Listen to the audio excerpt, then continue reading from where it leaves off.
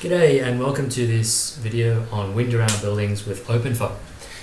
This is going to be a quick video tour of the windAroundBuildings example case that comes along with OpenFOAM 2.4. Let's dive into the details, and when we're finished, what we will have is a complete OpenFOAM case, and we're going to replicate this this little inspiration image we see here on the CFD Direct tweet. So let's get started. I've copied the windAroundBuildings tutorial case to a suitable place on my Linux machine here, and having a look at the contents of that example case directory. There is the standard setup case with there's an initial condition, the 0 folder, there's a constant folder, a system folder, and there's also an all clean and an all run script. So let's let the all run script get on with its business there, and we see it's going to run a few things. It's going to do the surface extract, and it's going to run Blockmesh, then Snappy hex mesh, and then it'll run simple foam. So while that's calculating away, let's have a look through the case setup. I'm going to open up a directory here and navigate my way to that case.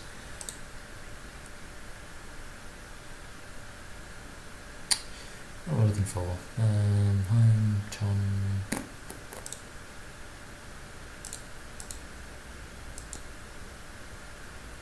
So navigating my way to that case directory, let's open up the, let's have a look at the all run script first of all. So I'm going to open that up and get it, and we'll have a look through here.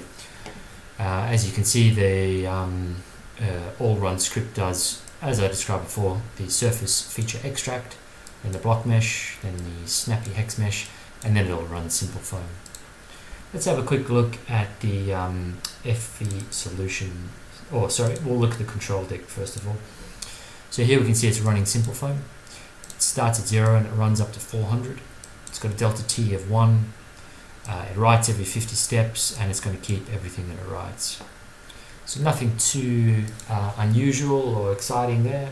Let's have a look at the Efi Solution file. Here we can see some control set up for the simple algorithm. We've got a residual control of 1 e to the negative 4. We're not really using potential flow here, although it does have in orthogonal correctors at 10. The relaxation factors on P at 0.3, and on U it's 0.7. So nothing major there, pretty standard stuff. Let's have a look at the Snappy hex mesh dictionary. What I want to draw your attention to here is the final layer thickness of 0.5 and an expansion ratio of 1.2. Those two numbers are important numbers that come out of the best practice for the best practice meshing that you would want if you were doing a windAroundBuildings CFD case. The next thing to look at is the Blockmesh dictionary. Looking at the Blockmesh tells us what the resolution on the base mesh is, and here we can see the dimensions of the domain. So we've got a length of 350 in the x direction, and we've got 25 cells in the x direction. So it's not a very fine base mesh, although the snappy hex mesh refinement means that we do have quite a lot of refinement around the buildings themselves, and that final layer thickness means that the final cell closest to the ground is quite small, and the expansion ratio of 1.2 means those cells expand reasonably slowly.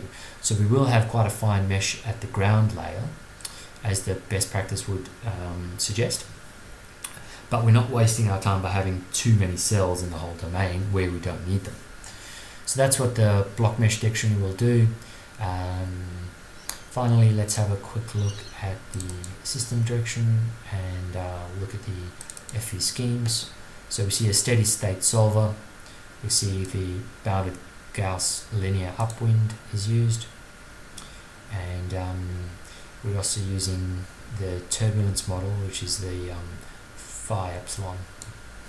So that's probably enough of a quick tour through the case setup. The other interesting thing to note is the initial conditions on the boundary fields. So we see on the inlet, we see a fixed value of velocity, and that's a velocity of 10 meters per second in the x direction. And we see the outlet as a pressure inlet outlet velocity. So that sets a constant pressure outlet condition at the outlet, and all the other walls and patches are just a wall type condition. The case is probably still running. We've got a couple more minutes on that. I'll come back once that's finished. Alrighty, so that simple foam has now completed, and we can jump into parafoam and create this image that we're after. So opening up parafoam, let's bring in the mesh. So with the windAroundBuildings.OpenFOAM selected in the pipeline browser, select all of the mesh parts and hit apply. That should bring in the whole mesh, and we see a wireframe view. We need to change that to a surface view, and we can color that by U for velocity. Now that's a pretty boring field at the moment because that's at the 0 time. So if we scoot along to the end of the run, time 400, and then we should see a bit more of an interesting thing going on where we've got a bit more of a variation in the velocity across the domain, but we can't see inside it, so we need to slice into that. So we don't want to clip, sorry, I'll delete that. We want a slice. So let's select the slice and hit apply. Now I actually want that to be in the Y normal. Let's grab the Y normal and we can hide that plane. So here we can see how the velocity magnitude changes across the domain. The wind enters into the domain from the left hand side of the minimum X here, and slower behind the buildings, and we can see some of the patterns forming through the domain. I'm going to turn off that axis in the middle, and I'm going to turn off that rotation axis there, so it gives us a bit of a clearer sort of view into the results. Now what I want to do is bring in the background and the ground plane. So what I'm going to do that, I'll open the same file again, but this time rather than importing all of the mesh parts, I'll import just the ground.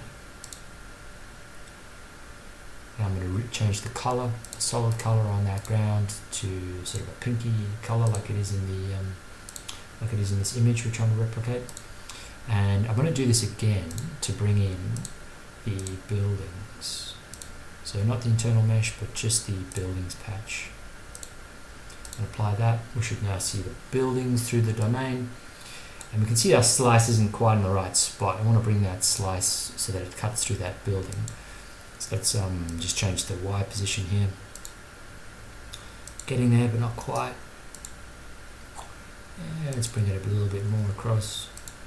So there we can see our slice moving through the interesting part of these buildings where it goes over that high rise, and we've got some downstream effects going on over these more medium rise buildings downstream of that high rise. So that's set up nicely. What we need to do next is get these little U velocity vectors or glyphs put into the image. So to do that, with the slice selected, we'll get the filters, and from the recent I'm going to select glyphs. Now let's hit apply and see what they look like. So these glyphs are way too big. There's too many of them, they're already crowded, and also the colors aren't quite right. So let's first of all deal with the colors. We need to edit the color map, and we need to choose a new preset. So from the choose preset, I'm going to get this blue to red rainbow. So it goes from blue at the cold through green and red. That's a much nicer color scheme. It gives a bit more sort of visual scale, and you can more clearly see what's going on, in my opinion. Now the next thing is, there's too many points. I'm going to turn down from 5,000 down to 3,000 of these glyphs. And we can hide this color map. We don't need to see that anymore. We can also hide that legend. I don't really need that. Turn off that legend.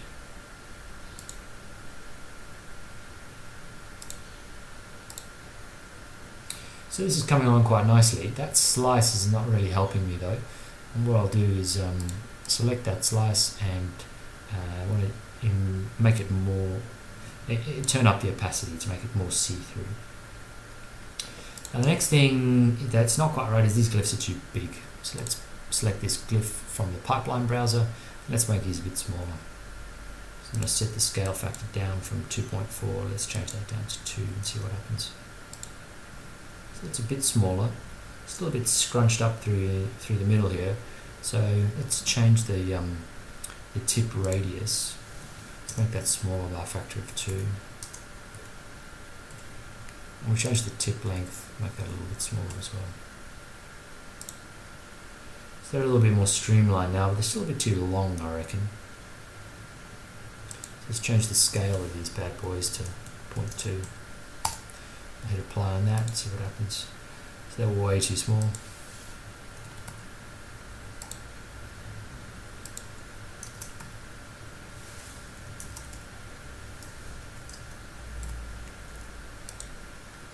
That's about right. So let's have a look at the image we're trying to replicate.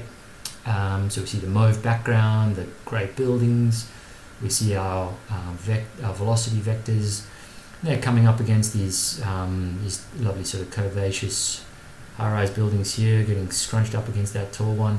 Bit of recirculation going on here, getting all blocked up between these two buildings, that sort of downstream vector there. Let's have a look at what we've done in Parafoam. You can see many of those features are replicated where the velocity really gets, the wind really gets squeezed up against this tall building. You can see it being pushed over the top. There's some recirculation going on in here and a bit of scrunching up going on in the gap between these two buildings there. So that's a nice quick demonstration of the wind around buildings case in OpenFOAM 2.4. In the next of these videos, what I'd like to do is go into more detail on the best practice meshing for a wind around buildings CFD case.